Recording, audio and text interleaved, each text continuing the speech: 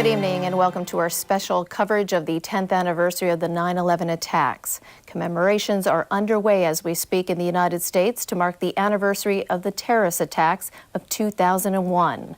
Formal ceremonies have already taken place in other areas to remember the nearly 3,000 people who perished that day. What you are seeing are people arriving at Ground Zero for the commemoration. We go to Sights and Sounds.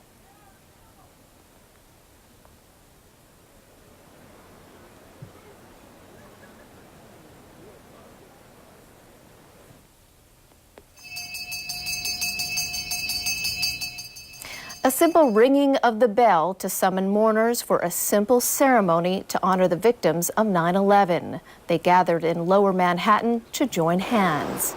Other simple gestures included tying ribbons outside St. Paul's Chapel. Clergy members also gathered there for a prayer vigil and continued their prayers near Ground Zero.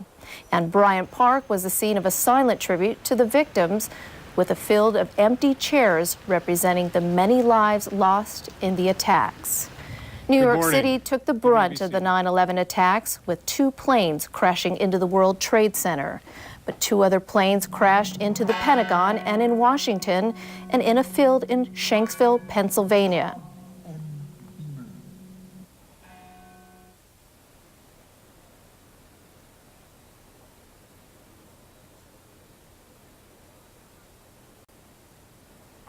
Positions, move!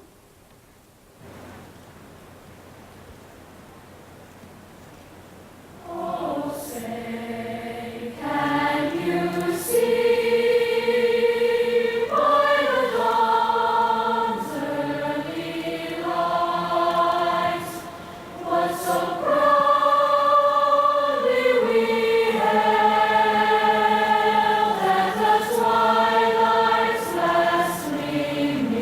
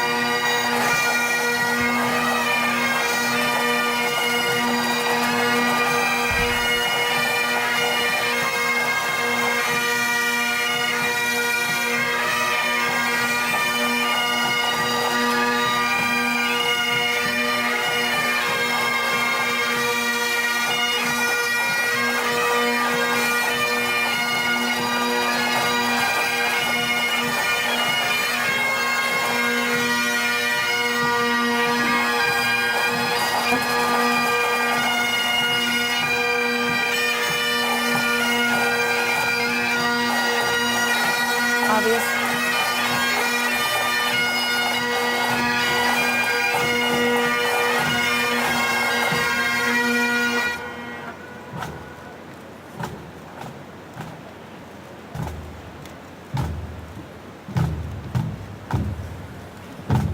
We're watching live footage down at Ground Zero as we speak. Bagpipes are playing. It's a very moving ceremony to mark the 10th anniversary of 9/11. This year's ceremony will include 6 moments of silence, twice to mark the times that each plane hit the towers, twice to mark the times that each tower fell, twice to mark the moments of the attacks on the Pentagon and on Flight 93. The first moment of silence will also be shared with houses of worship that have been asked to toll their bells throughout New York City. The names of the victims will be read aloud by family members in pairs. The National 9/11 Memorial will be dedicated later today in New York as well, and that ceremony will be reserved for the victims' families. That is Mayor Michael 10 Bloomberg years have about to passed deliver since his a speech. Perfect blue sky morning turned into the blackest of nights. Since then, we've lived in sunshine and in shadow. And although we can never unsee what happened here, we can also see that children who lost their parents have grown into young adults, grandchildren have been born, and good works and public service have taken root to honor those we loved and lost. In all the years that Americans have looked to these ceremonies, we have shared both words and silences. The words of writers and poets have helped express what is in our hearts. The silences have given us a chance to reflect and remember.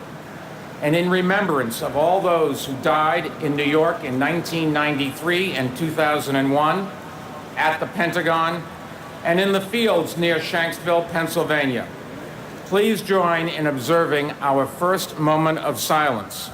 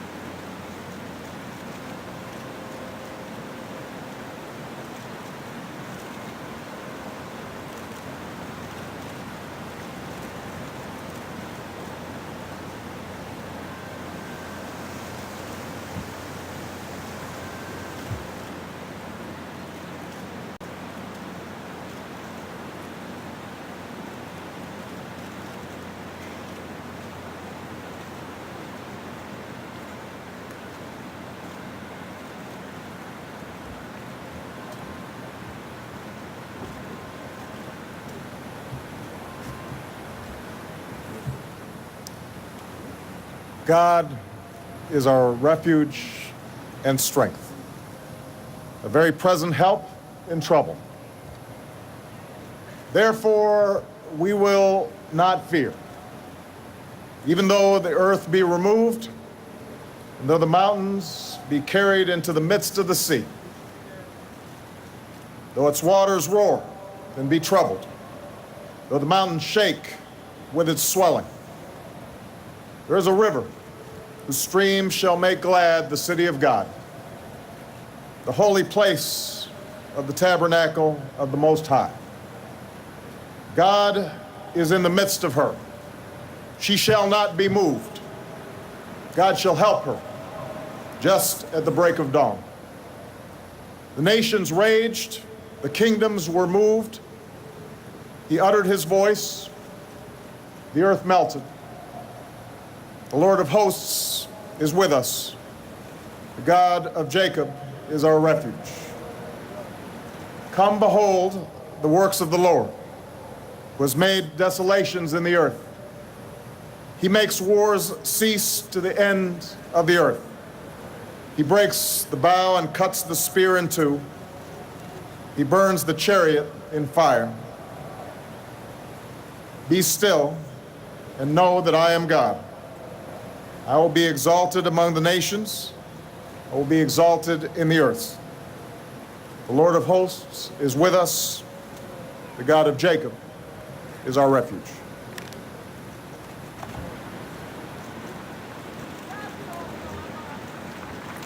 They were our neighbors, our friends, our husbands, wives, brothers, sisters, children, and parents. They were the ones who rushed in to help. 2,983 innocent men, women, and children. We have asked their families to come here, to speak the names out loud, to remind each of us of the person we lost in New York, in Washington, and Pennsylvania. And they each had a face, a story, a life cut short from under them. As we listen, let us recall the words of Shakespeare. Let us not measure our sorrow by their worth, for then it will have no end. Gordon A. Amath, Jr. Delmero Abad. Marie Rose Abad. Andrew Anthony Abate. Vincent Paul Abate. Lawrence Christopher Abel. Alana Abraham. William F. Abrahamson. Richard Anthony Acito. Heinrich Bernard Ackerman. Paul Aquaviva. Christian Adams. Donald Leroy Adams. Nearly 3,000 people Patrick from over 70 Adams. countries were killed on the morning Shannon of September Lewis 11th, Adams. 2001. The attacks, using the weapon of 4 hijacked passenger jets, struck at the heart of America's perception of invulnerability. They toppled the Twin Towers of the World Trade Center in New York and damaged the U.S. military's headquarters at the Pentagon. Even more so, the attacks changed the world forever. James LaGiglia reports on the events that fateful day. We love you. They are images etched in the memories of Americans and hundreds of millions of people around the world. The scenes of the September 11, 2001 attacks are not easily forgotten. For many, the first indication that something was unusual was the sound of a passenger jet flying low over New York's Manhattan Island.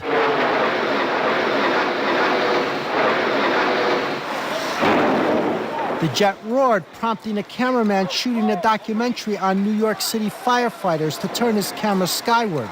Just before the jet, the American Airlines Flight 11 plowed into the World Trade Center's North Tower.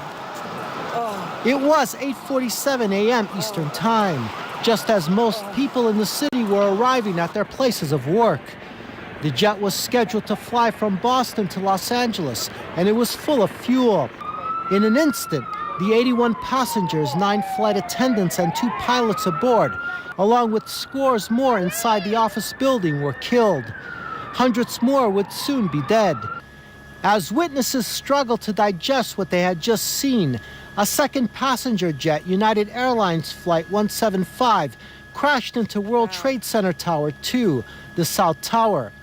65 people were aboard the aircraft. They too are believed to have been killed instantly. It was 9:03 a.m. That aircraft also had taken off from Boston en route to Los Angeles. A massive rescue effort ensued. Soon, disaster turned worse. The South Tower collapsed at 9:59 a.m. after burning for 56 minutes. The North Tower collapsed at 10:28 a.m. after burning for 102 minutes. What came down, though? What came down? We crashed. The other trade center's down. It's down. Several other office buildings in the area were also destroyed. As the disaster was unfolding, U.S. President George W. Bush sat in a classroom at Emma E. Booker Elementary School in Sarasota, Florida. As a reading lesson was underway, White House Chief of Staff Andrew Card whispered into Bush's ear, informing the president the United States was under attack. Bush sat in the classroom for several minutes as the class continued its reading of a children's book, The Pet Goat. With a grim face, the president delivered his first remarks on the attack. Today, we've had a national tragedy.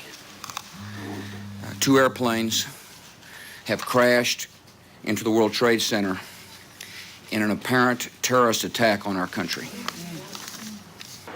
But the attacks were not limited to Lower Manhattan. At 9:37 a.m., American Airlines Flight 77, a Boeing 757 carrying 58 passengers, 4 flight attendants, and 2 pilots, crashed into the Pentagon, the nerve center of America's military. All aboard the aircraft were killed. 125 people on the ground died as well.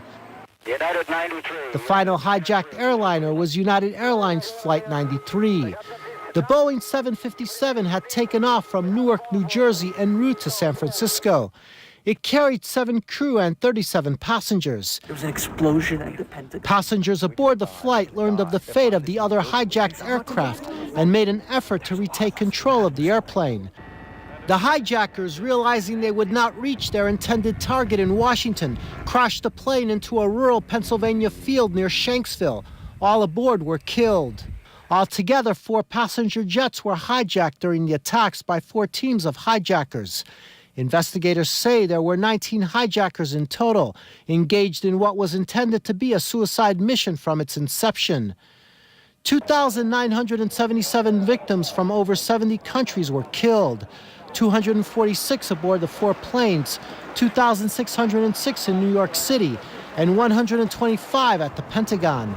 After the attacks, Bush vowed a decisive U.S. response. Speaking to emergency workers in the rubble of the World Trade Center, he delivered the most iconic words of his presidency. I can hear you.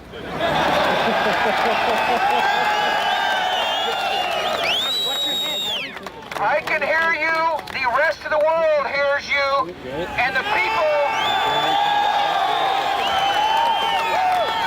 people who knocked these buildings down will hear all of us soon.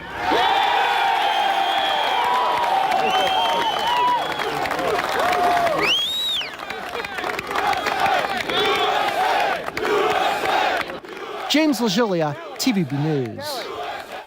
Now, some observers view the death of Osama bin Laden as a defining moment in the decade-long prosecution of George W. Bush's war on terror. But many analysts say even with bin Laden dead and al-Qaeda Central apparently unraveling, the danger posed by offshoots of the network still remains. And some would even argue that the threat is still growing. Chris Gelkin has this part of our coverage. Almost within hours of the deadliest attack on American soil, the United States had a new enemy number 1, Osama bin Laden and his al-Qaeda organization. On the day of the attack, the National Security Agency and German intelligence intercepted communications that pointed to bin Laden, long considered a major terror threat and already wanted for links to attacks on American embassies in East Africa in 1998. The Federal Bureau of Investigation also quickly pieced together evidence found in the left-behind luggage of the hijackers, who'd made little effort to conceal their identities or cover their tracks. Bin Laden later admitted that he was indeed the mastermind behind the 9/11 attacks. Declaring a war on terror with bin Laden and al-Qaeda as the primary target, the message from the White House could not have been more blunt. I want justice. And there's an old poster out west, as I recall, that said, "Wanted, dead or alive." Osama bin Laden was thought to be hiding among a network of caves in the remote and tribal Tora Bora mountains of Afghanistan. The US-led invasion of Afghanistan led to an initial rout of the controlling Taliban and a decade-long war that has claimed, and continues to claim, countless thousands of lives. Aging B-52 bombers carpet-bombed Tora Bora and ground troops moved in for the kill. But bin Laden, if he was even there to begin with, was nowhere to be found.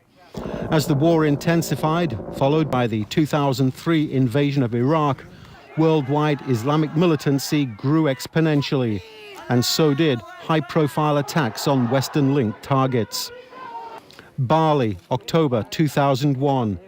More than 180 people died when a popular tourist resort was bombed. Madrid, March 2004.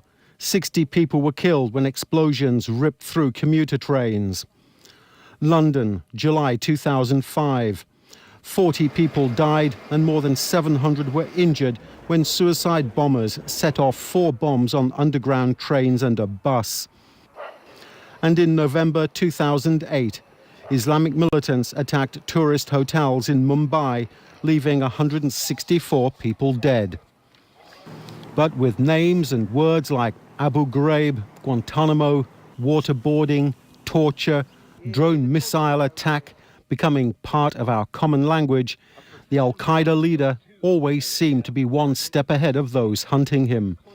Some believed that the world's most wanted man was getting inside help from the intelligence service of US ally Pakistan, which is why Islamabad was kept out of the loop when a US Navy SEAL assault team swooped down on this villa in the Pakistani garrison town of Abbottabad in May of this year, finally finding and killing bin Laden.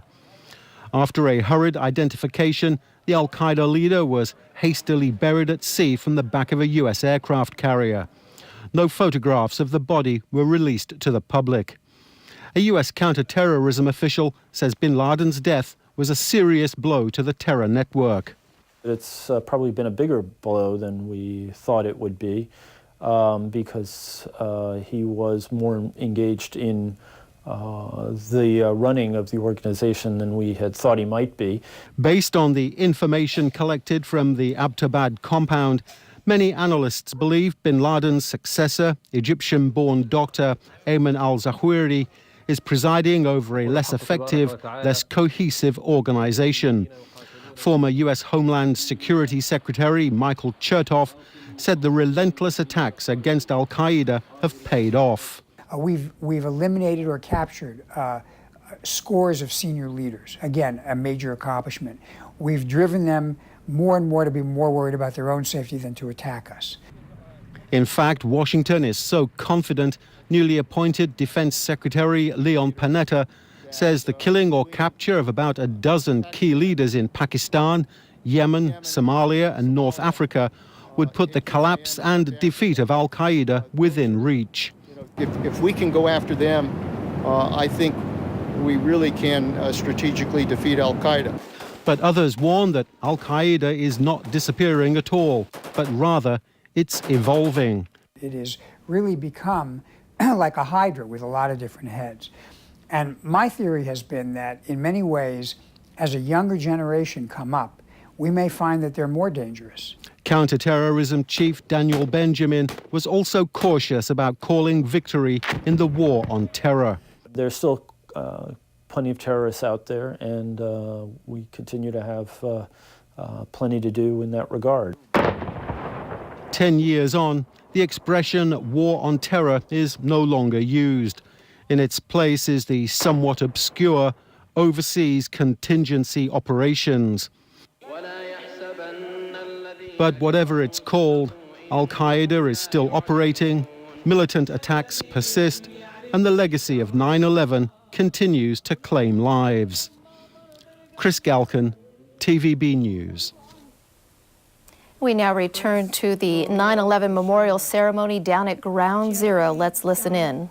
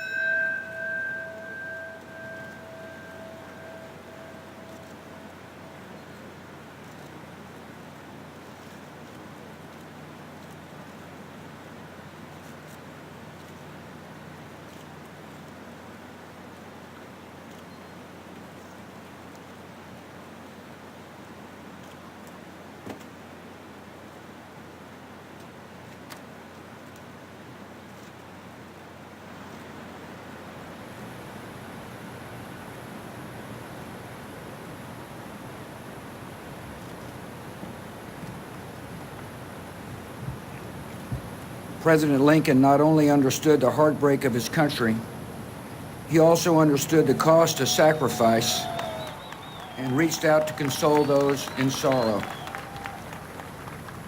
In the fall of 1864, he learned that a widow had lost 5 sons in the Civil War, and he wrote her this letter. Dear Madam, I have been shown in the files of the War Department a statement of the Adjutant General of Massachusetts that you're the mother of 5 sons who have died gloriously on the field of battle. I feel how weak and fruitless must be any words of mine. And that is going to wrap up our special coverage of the 10th anniversary of the 9/11 attacks. Thanks so much for joining us. God bless Hong Kong and God bless America.